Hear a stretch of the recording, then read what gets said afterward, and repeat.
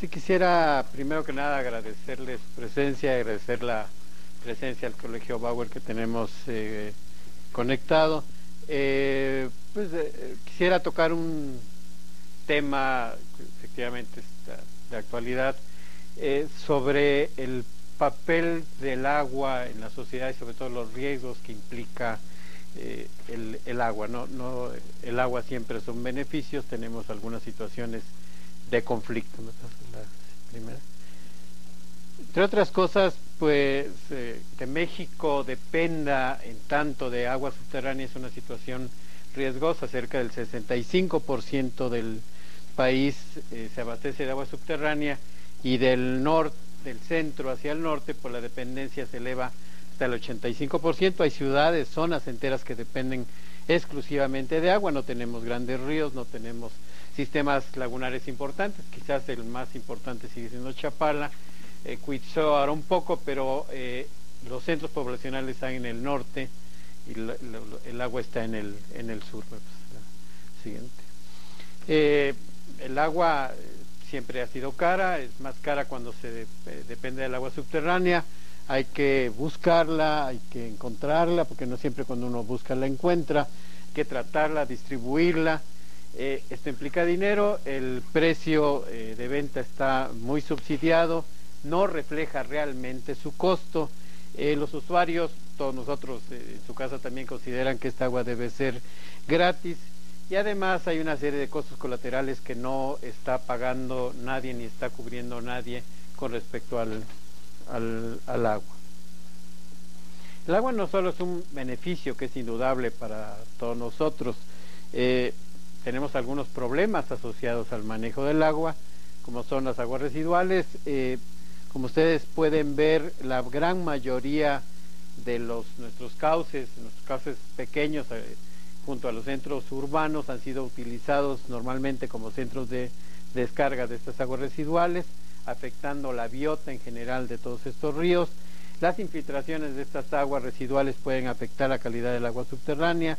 El consumo del agua contaminada, ya sea superficial o subterránea, afecta la salud. Por otro lado, tenemos inundaciones, cuando tenemos surplus de flujos de agua que pueden causar daños. La falta de agua, por otro lado, también puede afectar la disponibilidad del agua subterránea. La extracción excesiva del agua puede provocar subsidencia y daños, sobre todo en aquellas zonas urbanas. Les decía, el agua no nada más es necesaria, los excesos en los dos extremos, cuando falta, cuando nos sobra, producen algunos problemas. Las sequías sobre todo ocasionan pérdidas económicas y afectan el abastecimiento de los centros no urbanizados. Las inundaciones merman el patrimonio personal. Cuando hay déficit en el abastecimiento nos vemos obligados a comprar agua bastante cara, como vamos a ver ahora, y sobre todo la gente que se autoabastece pues paga el precio del agua mucho más caro que el agua que la gente que la tiene directamente en su casa. La siguiente. Las sequías, como todos sabemos, se pueden deber a condiciones climáticas adversas. Ahora tenemos muy presente el fenómeno del niño y de la niña. El que no llueva básicamente afecta la recarga de los acuíferos, se afectan los volúmenes de reserva que tenemos de ellos, baja el caudal de ríos y de lagunas, podemos tener problemas con los volúmenes de lagos, lagunas y presas. El caso más ilustrativo es Hermosillo, donde realmente ya no tenemos agua en la presa que abastecía la ciudad de Hermosillo. La siguiente. También se afectan los sistemas productivos, agropecuarios, la agricultura, el manejo del ganado, y se llega a poner en riesgo las economías locales y regionales en las zonas donde tenemos sequías. Sobre todo hay que pensar en un aspecto muy importante en el país. No se trata nada más del agua que abastece a las ciudades, a los centros urbanos importantes. En México como país tenemos arriba de 250,000 comunidades de menos de 5,000 habitantes que también requieren de servicios, que también requieren de agua de buena calidad, y que realmente muy poca gente se está ocupando de ellos. Uno de los riesgos del agua es el manejar la extracción excesiva en aquellas zonas, en aquellos sistemas donde tenemos lentes de arcilla, donde esta extracción va a producir una despresurización de las capas, hundimientos diferenciales del terreno, afectando la infraestructura de todas aquellas obras que se encuentran sobre las zonas de subsidencia. Siguiente. Esta subsidencia, con todo y que está muy relacionada con procesos tectónicos, es básicamente asociada a sobreexplotación. Habría que pensar aquí que en México más del 80% del agua la consume la agricultura en términos globales nacionales. Hundimiento diferencial del terreno, se hunde más de un lado que de otro, produce daños estructurales severos en muchas de las zonas urbanas que se ven afectadas, causa fracturamientos y, digamos, fallas por subsidencia, no son propiamente fallas geológicas. Y una cosa muy importante desde el punto de vista social es que la subsidencia como tal no es considerada un desastre, con todo y que hay zonas realmente muy afectadas por estos hundimientos. No hay ninguna autoridad, ya sea agua o ambiente, que asuma la responsabilidad, y la gente está totalmente desprotegida, inclusive puede llegar a perder su patrimonio. Siguiente. Pero además de esta cosa aparatosa que vemos, sobre todo aquellos que vivimos en ciudades como la de México, Morelia, Querétaro, Salamanca, Irapuato, donde tenemos situaciones que se rompe los edificios, las estructuras, lo de abajo también se ve afectado, todas las tuberías, el drenaje, se afecta el abastecimiento. Había que recordar que los promedios de fugas de aguas en el país andan por ahí de 35 a 45%, entre otras cosas porque estos hundimientos van rompiendo las tuberías, se desestabilizan las estructuras. Ustedes seguramente, aquellos que viven en la Ciudad de México, están viendo constantemente reparaciones a lo largo de Tlalpan, de la línea del metro. No es porque les gusta hacer reparaciones, sino porque hay hundimientos diferenciales a lo largo de toda esa trayectoria del metro y hay que nivelarlo. El drenaje profundo hay que estarlo nivelando ahora. Tenía pendiente, ya se niveló, ahora hay que forzar la pendiente para poder sacar el agua. Por otro lado, estos fallamientos, estas rupturas que tenemos en el terreno, pues pueden actuar como canales preferenciales de contaminación para contaminantes. No nada más podemos propiciar que haya migración de la superficie hacia abajo, sino también un caso como el caso del radón. Hemos medido presencia de radón en Salamanca e Irapuato por encima de los valores de referencia, porque no hay norma, porque está migrando a través de este sistema de fallas. La subsidencia no se va a parar mientras exista extracción. Hay quien piensa que vamos a recargar los acuíferos, esto se va a detener. La subsidencia es un proceso de pérdida de volumen, sobre todo las arcillas no las podemos recargar a mayores espesores, mayores velocidades de hundimiento. La Ciudad de México, recuerden que lleva cerca de 10 metros en 100 años de hundimiento del terreno en algunas zonas, como donde está el monumento a la Revolución. Les decía, esta presencia de estas fallas desde la ciudad de Irapuato, tenemos ahí pues cerca de 25 kilómetros, una ciudad muy afectada por este fracturamiento. Lo que ven por aquí son gasolineras, se rompe la estructura de las gasolineras, hay fuga hacia los sistemas acuíferos y hemos medido tolueno y etilbenceno en el agua subterránea a una profundidad de 40-60 metros debido a esta rápida migración de la gasolina a través de las fallas que están incrementando la vulnerabilidad de los sistemas acuíferos. Otro caso también interesante es en Salamanca, donde también tenemos dos sistemas de fallas que llegan a medir 7 kilómetros, a través de las cuales está infiltrando particulado que contiene vanadio, arsénico, plomo hacia el agua subterránea, incrementando anormalmente los contenidos de esta, haciendo que parte de los volúmenes del acuífero no sean directamente aprovechables por la población que vive en la localidad.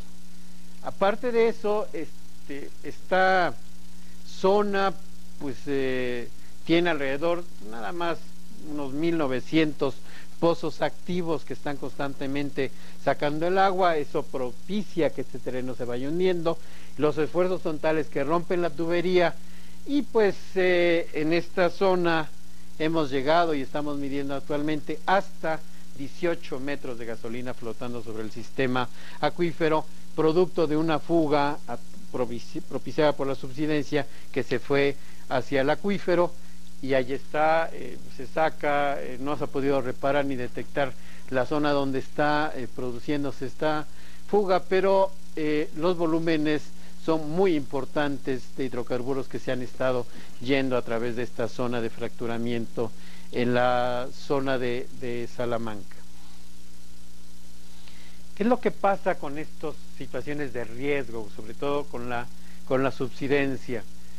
¿Cuál es la percepción que tiene en general la sociedad? Incluso muchos de ustedes. Se ve como un fenómeno natural, cuando que realmente es un fenómeno inducido por la extracción excesiva. No se lo considera tan riesgoso, con todo y que hay zonas enteras del país donde la gente ha tenido que cambiarse de lugar, ha perdido todo su patrimonio, ha habido colapsos de losas de edificios y de casas, escuelas que han sido cerradas. No se considera tan riesgoso, total, tenemos peores situaciones. La gente piensa que es temporal, que no es permanente, con todo y que el terreno se sigue que hunde constantemente. Hay zonas como Chalco donde la velocidad de subsidencia llega a ser de 40 centímetros por año. En Irapuato, Salamanca son 6 centímetros por año, pero en 3, 4, 5 años ya tenemos 20 centímetros de hundimiento de un escalón que se va formando a lo largo de las zonas urbanas.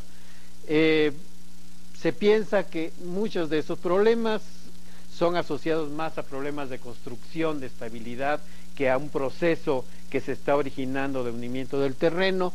Se hacen reparaciones constantes y se piensa que se está salvando el patrimonio. A los pocos meses otra vez se volvía a romper las paredes y los pisos. Son inversiones a fondo perdido porque no hay manera de recuperar ese dinero. En Salamanca y en Irapuato nosotros hemos calculado pérdidas por arriba de los 4 millones de dólares en cada una de las ciudades, y no pasa nada, pues total, pues, pobres de ellos, ¿no? ¿Quién los manda a vivir ahí?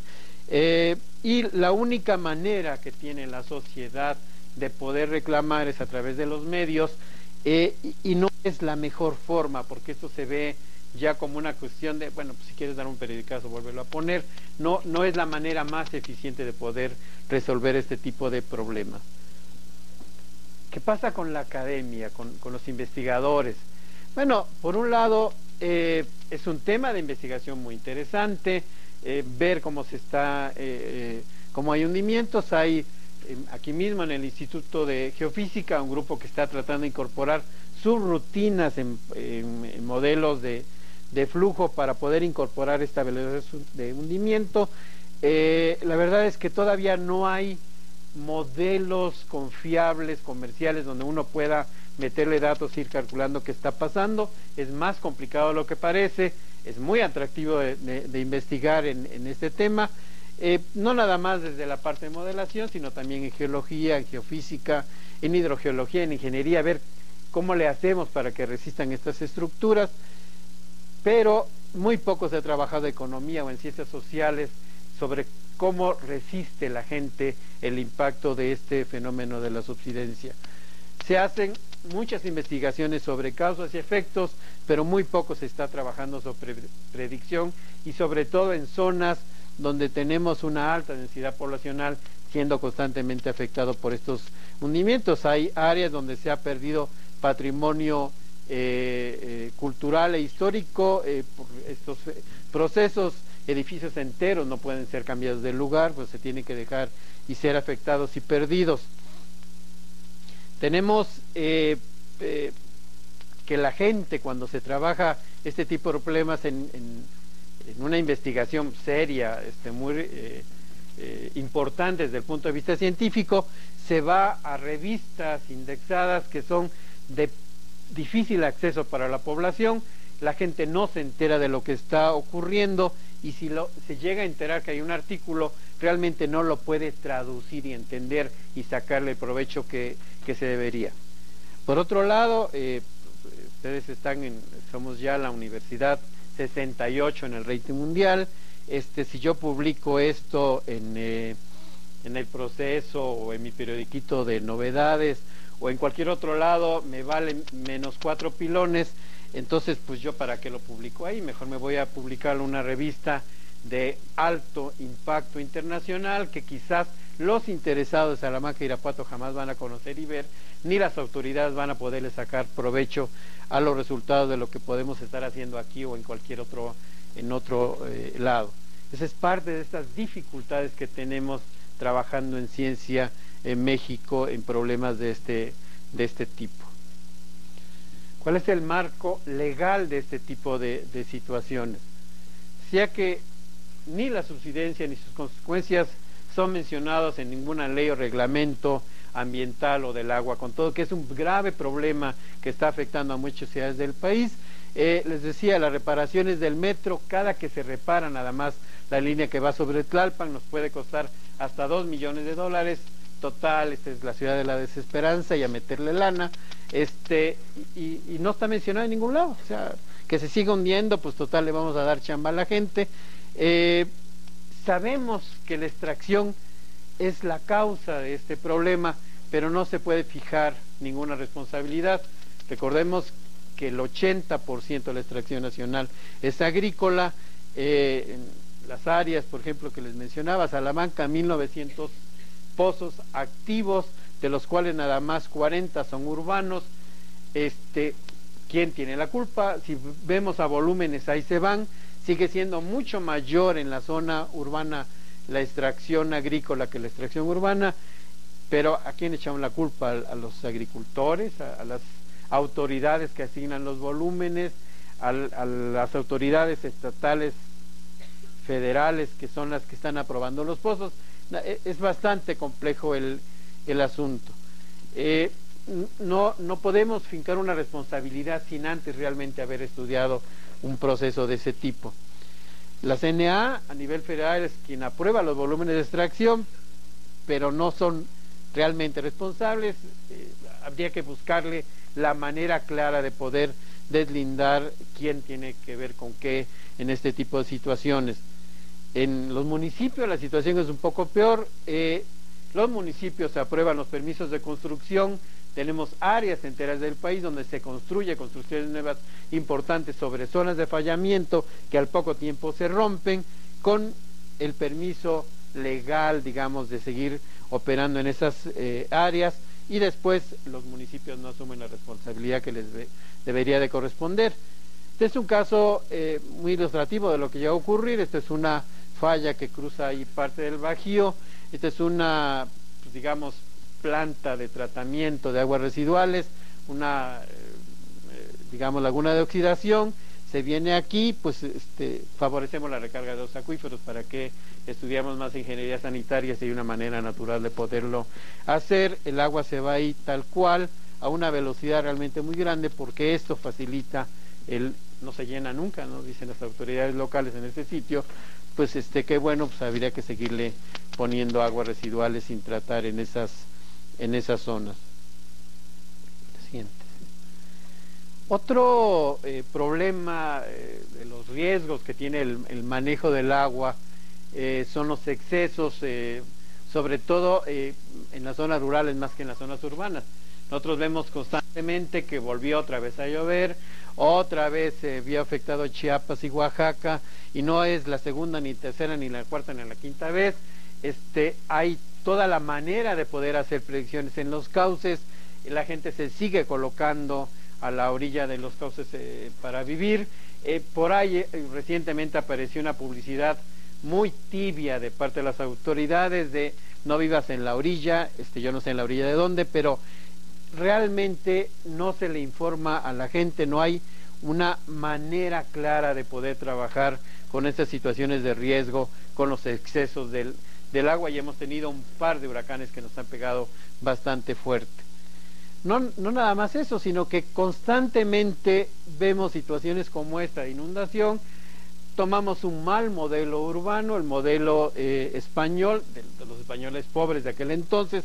Nuestras ciudades no cuentan con un drenaje doble para las aguas residuales y para las aguas de lluvia en las calles.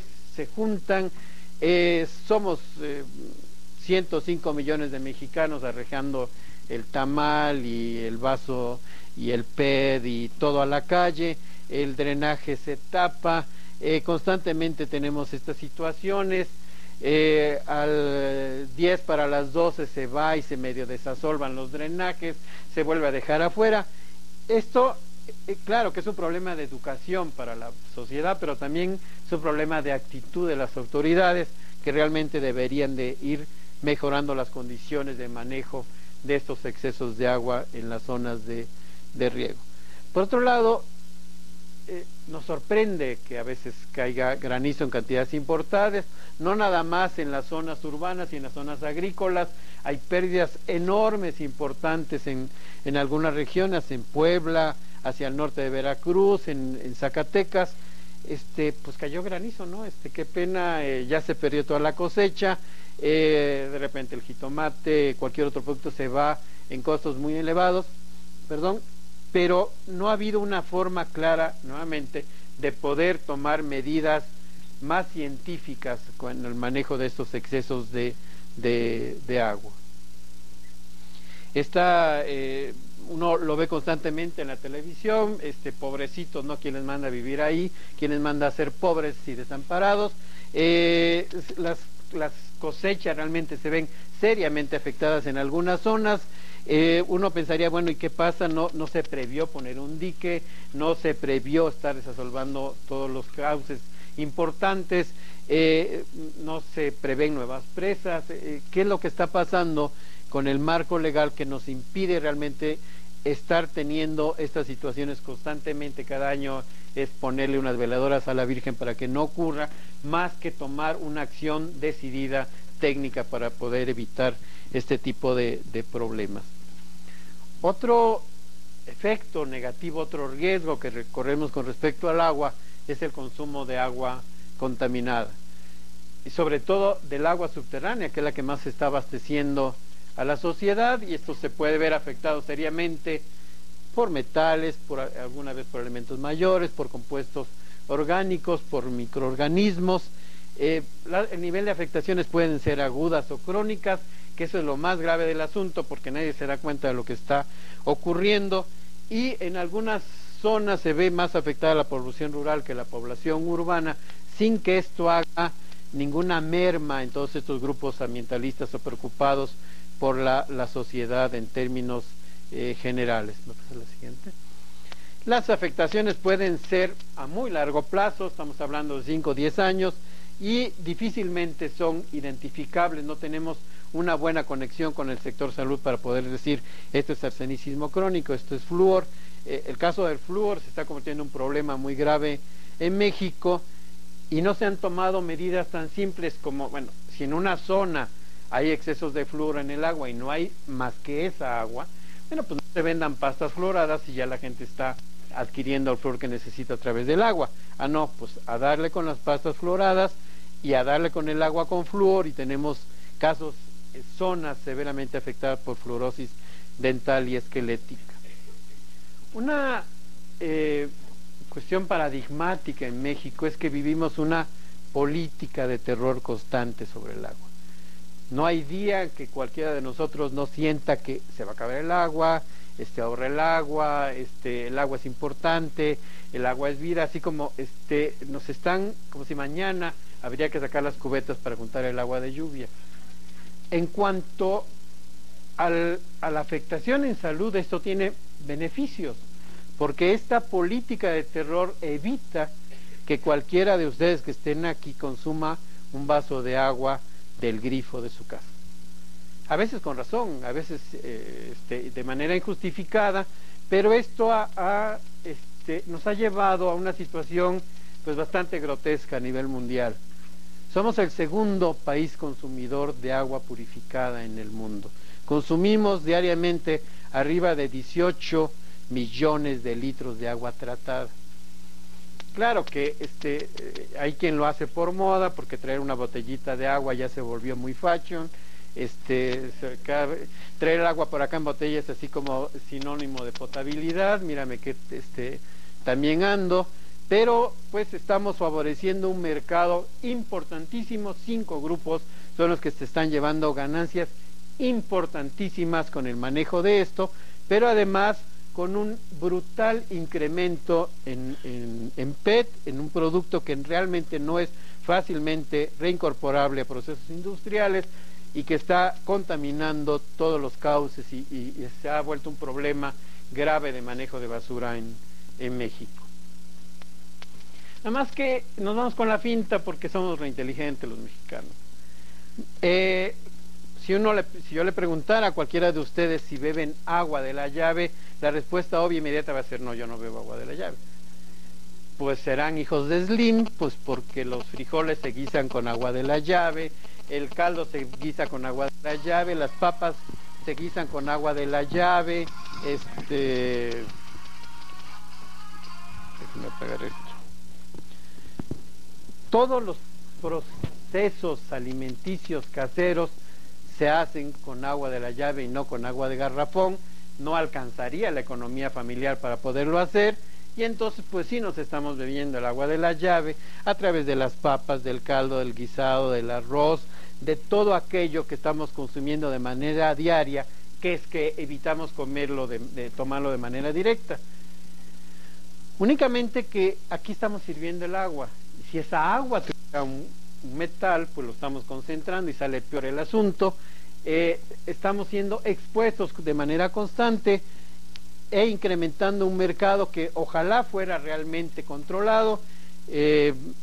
Hace poco discutía con alguien y cerca del 30% del agua de garrafón que se vende en las zonas metropolitanas es un agua tomada de ahí de la llave de a la vuelta.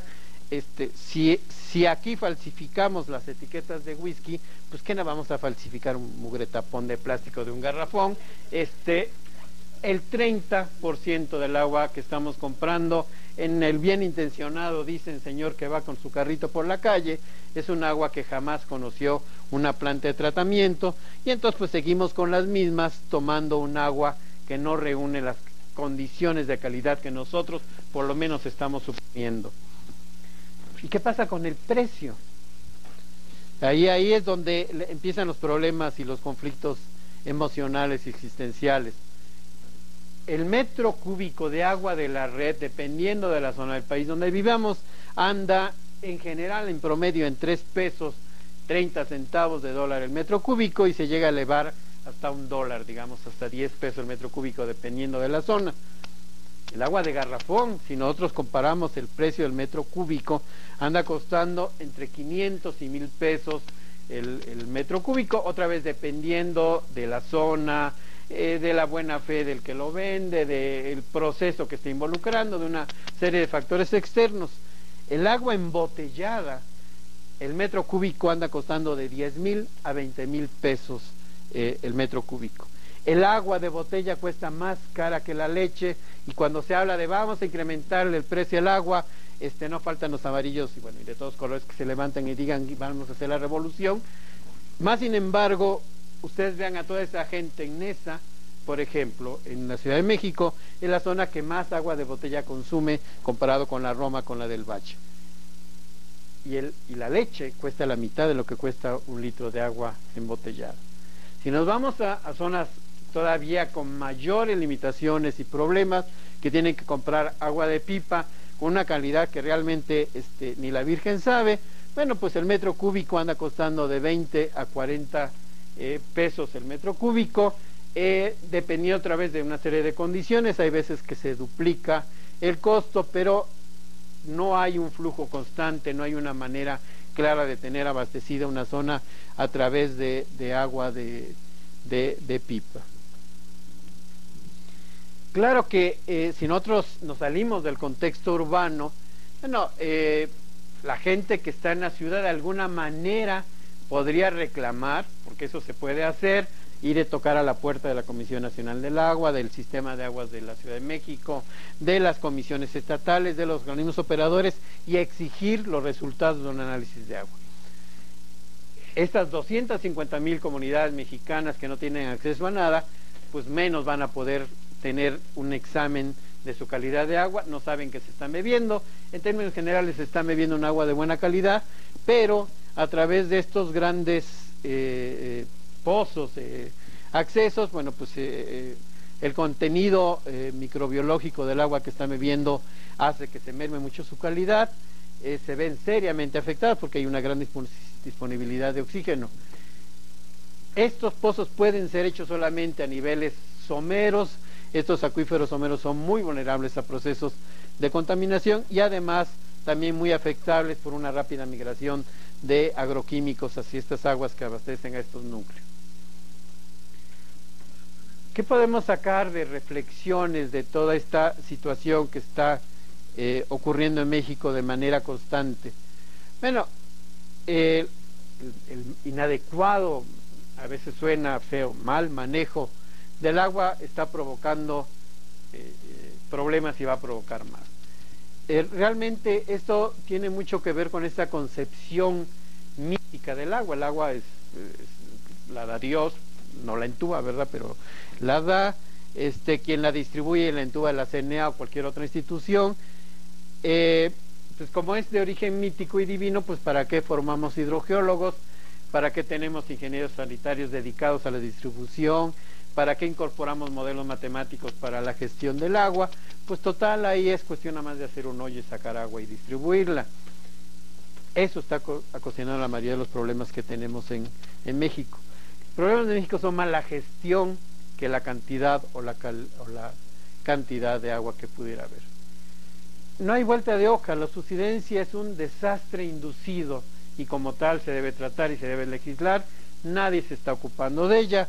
Hay zonas como esta donde, bueno, esta calle tenía 3 años que había sido reparada, en esa época se volvió a ir 70 centímetros hacia abajo, no pasa nada, pues le volvemos a echar un poquito de piedras para poderla nivelar, eso se va a seguir hundiendo, toda la tubería que está aquí abajo igual, sí que se queden sin agua, pobres de ellos, que el drenaje se les tapa, pues a ver qué hacen. No hay forma realmente de poder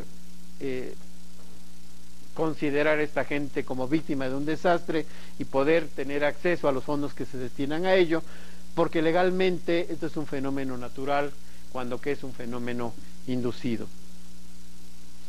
La contaminación pudiera evitarse cuando es de origen antropogénica si todos cooperamos. No nada más se trata de un esfuerzo a nivel institucional, es un esfuerzo estructural el que se debe hacer en México para poderlo evitar.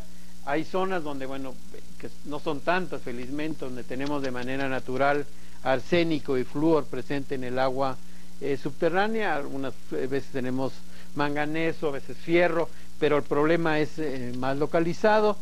Pero tenemos situaciones como Mérida, aquellos que van de vacaciones por aquella zona, la ciudad está construida sobre rocas calizas, roca muy dura, no se puede, es muy difícil poner drenaje. A un ilustre colega nuestro, hidrogeólogo de gran prestigio mexicano, se le ocurrió hacer pozos de eyección de las aguas residuales y a darle, le llenó de hoyo la ciudad de Mérida, que es que hoyos profundos para meter ahí las aguas residuales, en aquel entonces 300, 400 metros de profundidad. Lo que no tomó en cuenta que eran rocas calizas. Las rocas calizas para disolverse necesitan CO2, las aguas residuales llevan materia orgánica, cuando se descomponen generan CO2 y ahora toda la ciudad de Mérida, todos sus pozos urbanos presentan contaminación fecal, pues producto de esta inyección de aguas que está saliendo hacia arriba. Se pudo haber evitado si realmente se hubiera revisado y analizado qué es lo que estaba ocurriendo. Lo mismo pasa aquí en el sur de la Cuenca de México, de la Ciudad de México. Aquí son rocas volcánicas, no son rocas calizas.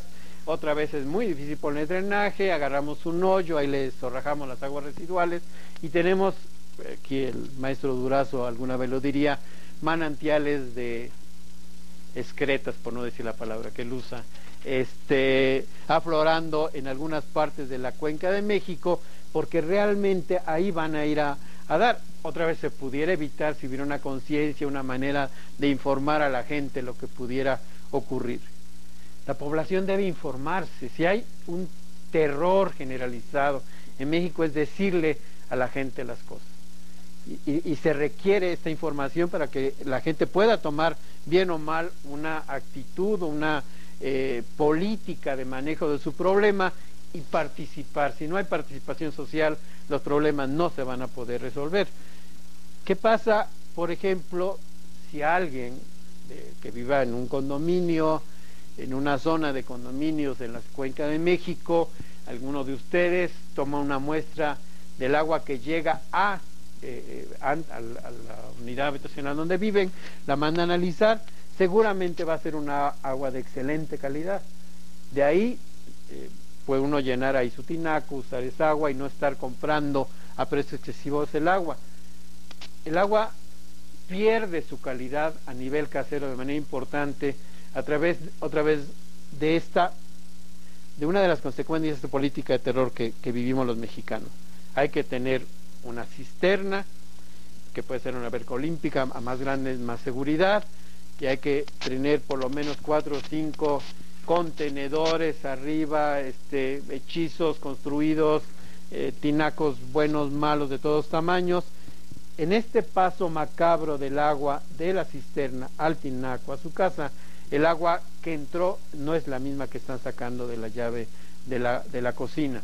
Eso lo debe conocer la población. Hay quien hierve el agua en su casa 3 horas porque le va a matar todo, y lo que no hace se está matando solo porque está concentrando todo lo que tiene. El agua, lo que menos se debe hacer en México es hervirla, porque si algo funciona es la cloración. Hay quien habla que a través de la cloración se puede formar cloroformo en el agua. El cloroformo es cancerígeno, pero pues preferimos en 1.000.000 de un caso de cáncer por cloroformo a que la gente se esté afectando seriamente por enfermedades de origen bacteriológico consumiendo agua contaminada. Si dependemos tanto de los acuíferos, pues hay que incorporar herramientas contemporáneas para su manejo. Hay que tener modelos, hay mapas de vulnerabilidad, modelos hidrogeoquímicos locales para poder hacer predicciones sobre futuros escenarios. En México, el único estado que realmente todas sus regiones hidrogeológicas, todos sus acuíferos cuentan con un modelo, con un mapa, con una red de monitoreo, es Guanajuato. Y ya. Los cotas, que son algo que deberían ustedes de conocer y participar, que son los consejos técnicos del agua, donde como usuarios se pueden meter y tomar parte decisiva de la acción. Bueno, los cotas que funcionan son los de Guanajuato. En el país ni saben, ni se interesan, ni los difundimos, ni los apoyamos, y es la única instancia donde nosotros podemos tener algo que decir. Y esto pues va a hacer que nosotros logremos una mejor gestión de los sistemas. Ahora, aquí tenemos muchos estudiantes, que bueno que llegaron, al igual que en muchas otras áreas de la ciencia, del conocimiento, pues requerimos más hidrogeólogos formados. Ahora hay quien dice que tenemos arriba de 300, hay quien dice que son 320 hidrogeólogos formados. Recuerden que no hay carrera de hidrogeología, hay que hacerlo a través de una maestría, a través de un doctorado. Necesitamos uno cada 100.000 habitantes, según algunas estimaciones muy reservadas de diferentes instituciones, pero no hay gente. Y de esta gente que hay, de esos 350 hidrogeólogos formados, realmente trabajando para mejorar las condiciones de abastecimiento de agua del país, no son ni 50. Todos los demás, pues ahí están en manos de quién sabe quién, no propiamente hidrogeólogos. Tenemos desde arquitectos, licenciados, biólogos, en los puestos directivos de todas estas instituciones, y las consecuencias de lo que están haciendo, no saben que es un modelo, no saben otras muchas cosas, bueno, pues la podemos ver y palpar de manera fiable todos los días. Además, déjenme darles un último dato medio escalofriante de estas cosas que uno ve todos los días. en el último examen de admisión de la UNAM, de 73,000 estudiantes, 52,000 reprobaron con abajo del 50% de las preguntas. O sea que si la UNAM va a admitir 7,000, ¿para qué se preocupan tanto? Es la primera vez en la historia de la UNAM que 12 muchachos sacan todas las respuestas bien. Ha habido años históricos que ha habido estudiantes que han sacado 0, que de un examen que es de volado, porque ni siquiera es un examen realmente de conocimientos. Es vergonzoso lo que nos está ocurriendo a ese nivel. De estos 7,000 estudiantes que entran en la UNAM, hay una enorme pelea por 5 carreras de las 73 que está ofreciendo por lo menos la UNAM. Muy pocos son hacia afuera los que saben que existe geofísica, geología, ingeniería sanitaria, posgrados en lo que ustedes gusten y manden. Necesitamos más gente que se comprometa en estos campos de trabajo de las aguas subterráneas. Y bueno, con todo y que no está de más, que no hay una crisis inmediata del agua en cuanto a cantidad y calidad, si hay una crisis de gestión. Claro que localmente hay ciudades y regiones del país que se las están viendo negras: Hermosillo, Ciudad Juárez, un poco Aguascalientes. Las demás de alguna manera pueden resolver sus problemas, porque realmente no sabemos cuánta agua hay, tampoco sabemos cuánto se va a acabar, pero pues no está de más aprender a cuidar el agua. Y esto es todo lo que yo les quería decir. Estoy pensando dejarles un poquito de tiempo para algunas preguntas si ustedes las tienen, y gracias por haber participado con nosotros en esta charla de divulgación del Instituto de Geofísica.